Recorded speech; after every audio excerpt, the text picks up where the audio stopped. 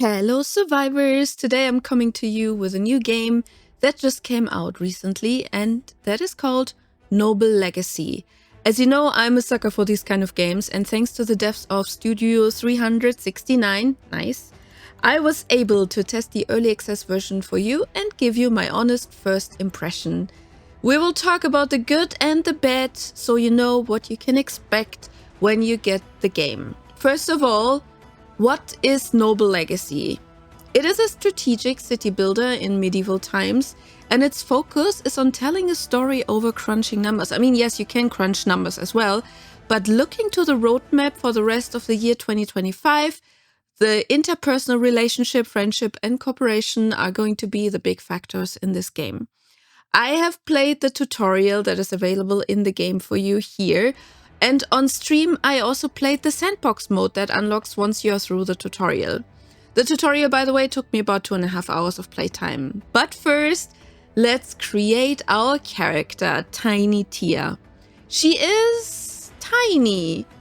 And I will make sure that everyone knows at first glance that she is not excited to be approached by anyone. Whee! Whee! Let's jump into the tutorial. All the other scenarios aren't ready yet. I assume they will be different maps you can play later on. We enter the small village of Greenwood in a little cutscene, and I already realized that being the tiny Tiia I am will lead for some hilarious moments. To look out that window. For example, that I can barely watch out of the window. Trees and mountains aren't hard to believe if you ask me, my lord. Let us find respite soon. I can't remember life outside of this carriage. Sorry, Edward, but did you just call me my lord? I'm a lady. I'm Lady Tiny Tiia.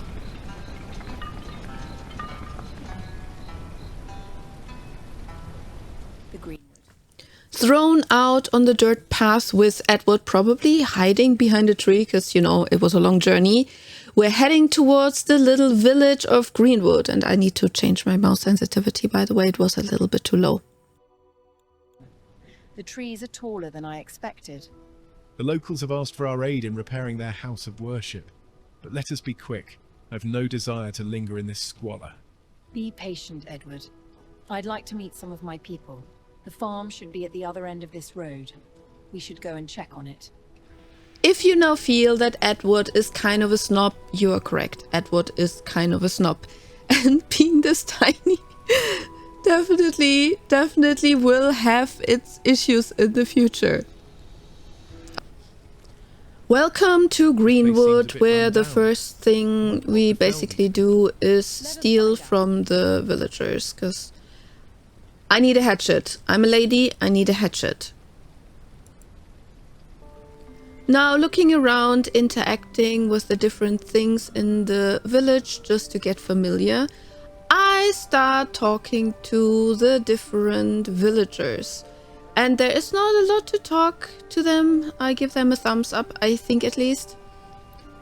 So there's also this option of deep conversations with them. And this is something where they have integrated ChatGPT, so you can basically talk to them in text and they will answer you. But I have not set this up, and the devs also said that this is optional, so if you, like me, don't like generative AI in your video games, you do not have to use it. I was actually first a bit concerned if it would take away the fun from the game or take away the depth from the game. But honestly, it really doesn't. Despite the game being in Unreal Engine 5, and we probably all have our experience with Unreal Engine 5 games, it ran rather well. I did have sometimes a few stutters, but I honestly blame it on my OBS running at the side. You will see one of the stutters here, where the game in the recording froze, but then the audio would just continue playing. That was not a stutter I had in the game, that was just a stutter I had in the recording. So, just so that you know. I did have a few blips in the game, so nothing that I would call a stutter, but maybe where the game was hanging for like half a second when I was loading into a new area, for example. I have seen in the Discord there were a bunch of tips on how to improve your performance when you are not running like the most advanced and newest machines. And I have a 3070, so I'm at the recommendation, not at the minimum settings. And it was okay for me. It was actually okay. One thing I was kind of impressed of is while we now see that most of the game mechanics that are in the game now are basically just a reduced down version of that game mechanic, it will be much more complex in the future, and these mechanics are basically just placeholders. Like for example fishing. Fishing will of course become a mini game and not only holding the fishing rod into the water and, you know, just AFK for a little bit and come back to a lot of fish in your pocket. Implementing those mechanics will take time, and of course it's at the beginning important that the foundation is there for the game, which means that the amount of content that is in the game will be plentiful once the game gets out of early access. And when we're talking about the content that is in the game right now, if we talk about playing the tutorial and playing through the, I would say, sandbox, to the point where you can't further improve, I say you're in for probably like about 10 hours gameplay. But of course take into consideration that you can replay the sandbox, even though I feel right now, since there is only one map, replaying the sandbox is probably not as attractive as it will be in the future when we have more maps available. Our settlement will need more lumber and planks. One of these villagers should be able to take over from here. That stout lad of theirs looks like he has some strength. He would make a good woodcutter. Even now the game already offers plenty of methods for optimizing your productivity by choosing the right people for the right jobs and improving the looks of their workplaces, the looks of their houses and their surroundings. Like how long do they have to commute to their work and who do they live with? All of these things can be taken into consideration. Here I am upgrading the woodcutter's lodge, so the decoration level is a bit higher, and that will improve the woodcutter's performance and productivity. And these kind of things that you can tweak left and right, I think those are going to be very important for those people who love the min-maxing in games like these.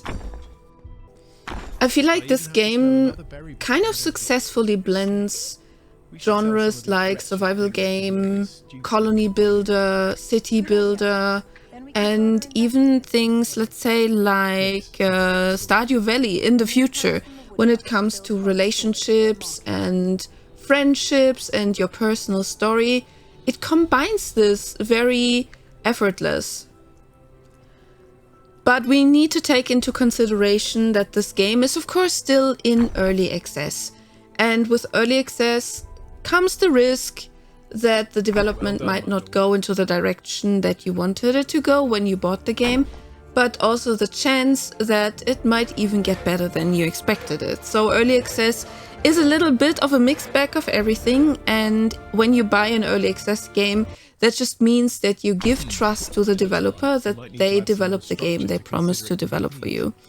Like many other games in similar genres like this game, it suffers a little bit from the same, I would say, like childhood illnesses. In Germany we say Kinderkrankheit, which means like the illnesses you have as a child. It suffers from the same.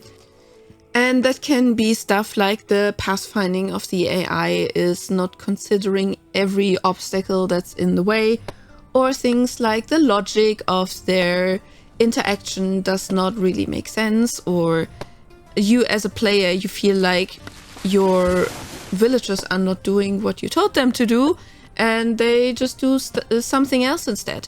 And all these things probably need either, of course, with AI, it's like a constant fixing, but also maybe some more markers for the player, like why is my villager not working right now? What is the problem? Maybe even with clues like, hey, I'm tired right now, or like, hey, I'm hungry. It could be that this is in the game. I just ran into the problem that I was sometimes thinking like, why is he not doing what I told him to do? Once you have set up your trading, the game turns a bit into like an economy simulator, which I think, of course, fits very well into it. Because your whole progress in the game is a little bit limited, or rather balanced by the amount of gold you make. So the more gold you make, the more people you can recruit for your city, or the better people you can recruit, because like if the people have a higher quality or a higher standing, of course they want more money in order to stay with you. Once in a while, the game will also give you a dynamic quest. Those are little tasks and little things that take about, I would say, 5 to 10 minutes time to take care of it. These are little tasks and quests that the villagers will give you to, you know, keep your playstyle or your play loop a little bit more interesting. In this case, I have gotten a quest from Freddy, which I will show you in a little bit how I solve it. So you talk to the villager, and the villager will tell you about a problem that has been happening in the city, and then the game will give you 3 options how to solve this problem. In this case, it was a monk that just got drunk and made a mess in the church. And those 3 options are usually I take care of it, or I buy myself out of it, or I'll just leave it be, and I have a 50-50 chance. In this case, if it goes good or if it goes bad. In this case, I have been choosing the leave it to God, it's not my problem, and took the risk of maybe taking a little bit of a moral debuff, but I was lucky and it all worked out. I hope that in the future we will get a higher variety of those quests, because in my playthrough later on with the Sandbox, I had a lot of repetitive quests, and that kind of defeats the purpose.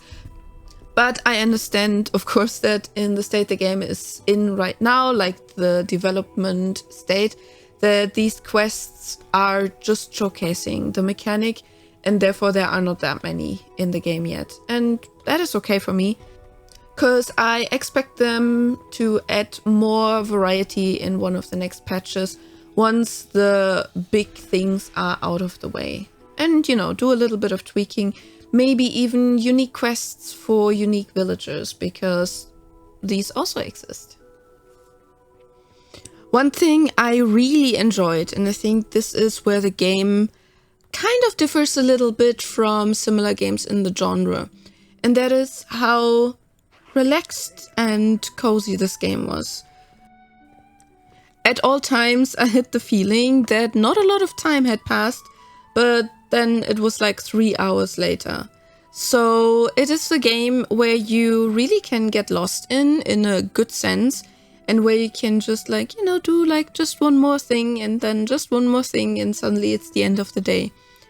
I really enjoyed this because the game never really put pressure on me to get stuff done, never really exhausted me, but it was just very relaxing and very, I don't want to say cozy, because it's not in itself a cozy game, and I think cozy games are a little bit differently defined, but it is a very relaxing and slow-paced game that gives you the room and the time to create the city the way you want it, and to handle the things that like you want. If you want to go, I don't know, chopping wood for an hour because you just need something to do, you can do this. But if you want to build a house for an hour, you can do this as well. So the game gives you a lot of freedom how to handle your city, and it does this in a very slow-paced way that you just can enjoy the process.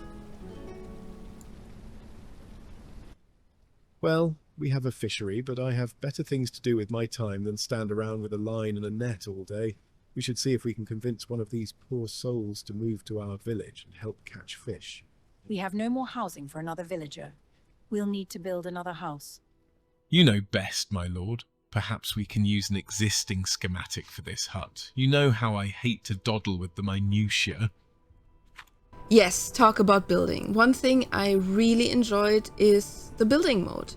And I'm usually not a big builder. If you have seen me playing any game that has building, you will probably know this about me. But this game has done building in a very accessible way. So why do I say accessible? Not everyone likes to build, and that's just a fact. And this game offers you the option to use prefabs. So basically they have saved buildings in their menu, like these houses here, and you can simply choose them. Of course, you need to have the resources, and then you can just put them down, and they already come with furniture, but you can also place them without furniture if you want to decorate them yourself. So that is really handy. And plus, you can go into the Steam Workshop and get yourself new buildings that are made by players. Every 7 or 8 minutes, your recruitment screen will refresh and you will see new villagers that you can recruit for your city. It is important that you look out for the different traits they have, the preferences, how to live, how to work, and that way you can, well, in this case, I got rejected because I didn't offer her enough money. But in this way you can plan your city to be the most productive. Demands? These peasants are getting more troublesome by the day. Your empathy knows no bounds, dear uncle. And in your overview menu, you can apply them for jobs. You can remove them by right-clicking the image, something I just found out here. And you can also put them into the houses that you have prepared for them to live in. In this case, I have been switching out workers left and right. And the day I found a better worker, I just put them back into the job that I got them for. And here it's the same with housing. You choose the house that you want them to live in and then you just drag them into it. This is especially important because sometimes you have a villager who has requirements that are quite high, especially like the higher their status is. And then you of course want to make sure that they live in the right house that you have prepared. Because sometimes you have to build like really fancy and really high decoration value houses for the nobles, for example. They want better housing. The young Fred seems to be concerned about something. Shall we go talk to him and see what has him troubled? My lord, thank goodness you're here. I saw a strange man skulking around the woods. I think I've seen him before. We've had bandits stealing from us for months, sir, and we usually barricade ourselves in the house when they come. I would fight, but we have no weapons. Leave it to us. So fighting in this game exists, but it is not super complicated, at least not right now. Sometimes you will get attacked by thieves or by bandits and then you have to defend yourself. And in this case, I feel like for this quest, I was able to do it myself, even though some of the villagers also got to help me. But overall, if you are in the progression step, you want to have city guards and you want to have several armed people so you can defend your city in case you need to.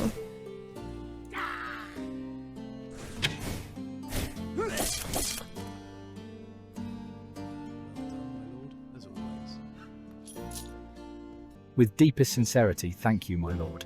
It feels like ages since there was a soul to defend us around these lands. Safety is paramount. We must all remain diligent and prepare for any retribution these aggressors might seek. It seems you've managed to make something of this village. It shouldn't be long before this village is able to truly take care of itself. And now let's talk about villagers with special wishes. My lord, thank you for inviting me to your village. I would be happy to work any job you require of me, But if I may be so bold, I would prefer to work with the women. May I ask why? It is simply a fact of life. The ladies love Fernando, and Fernando works best when he can see their beautiful smile. How's it going then? I'll see what I can do. I guess her facial impression kind of fitted my facial impression when I heard him saying this. And I kind of was tempted to just like have him as far away from the women as possible. So the next and the final step to finish up the tutorial is restoring the church. And that included fixing all of the structures within the church and putting the necessary decoration and furniture into the church. As you can see in the top right, you have a little bit of a goal, what you want to have. And here you can see me fixing up the church so people can go in there without sitting in the wind draft or getting wet from the rain or getting blown away from the storm.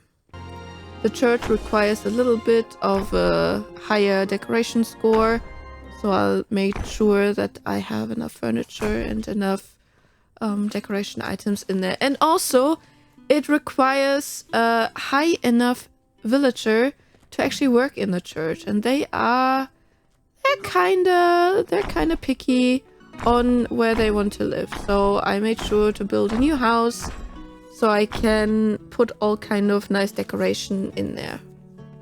With the temple restored, we should expect to see many more visitors passing through Greenwood. Most impressive, my liege. Perhaps now we can move on from this town towards civilization. Greenwood is nice, but I prefer someplace less provincial. And now with these beautiful words from Edward, what is my opinion about the game? I really enjoyed what is in the game so far. Even though, of course, it is not the full game, it is just a little bit of a window in what the game will become in the future. And yes, of course, it's not the full game, but this is what Early Access is for. It's presenting a game or a concept of a game, and then with the help of the community, you finish it and you refine it. And this is what's happening right now.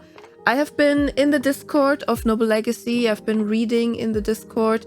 Not so much active myself other than asking questions, but I have been in the Discord. And the devs are very active in there. And they react super quick to support requests. They react super quick to bug reports. And I often see a bug report being filed and like an hour or two later, the devs already give the feedback, yeah, we found it and we're fixing it in the next patch. So that is very good, and that is also a very positive sign. I have experienced early access that went very different. But if you buy a game that is in early access, you need to be aware that this game is not finished and this game is in active development, and that you buy it for helping the devs to finish it.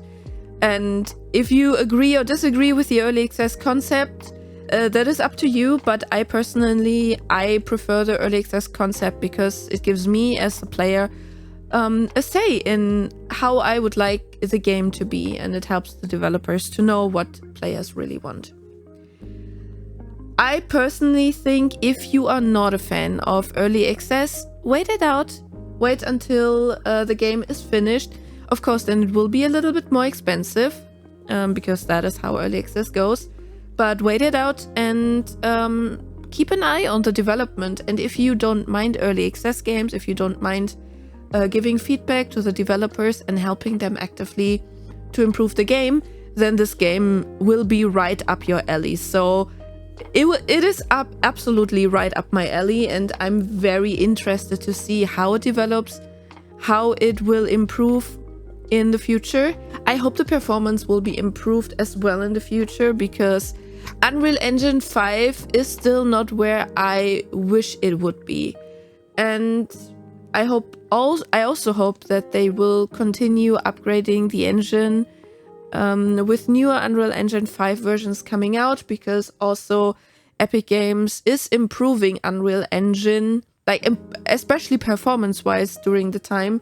So I hope this will also happen. In my playthrough that you have seen now, I have not activated the frame generation through NVIDIA and through AI, mainly because I feel like the image quality and the video quality will go down significantly if you enable frame generation, and I rather play with 40 FPS in a game like this than have muddy 60 FPS. So if you have, for example, issues like shadowing, or that colors or shapes are dragging through the screen when you're moving, it's most likely because frame generation is going binky bonky. So my opinion is, as an early access title, it was a lot of fun playing, and I hope for more content in the future. But like I said, looking at the roadmap, they have a lot planned for 2025. I'm curious if they can keep up with all of the demands and all of the plans they have. But it is a recommendation from me.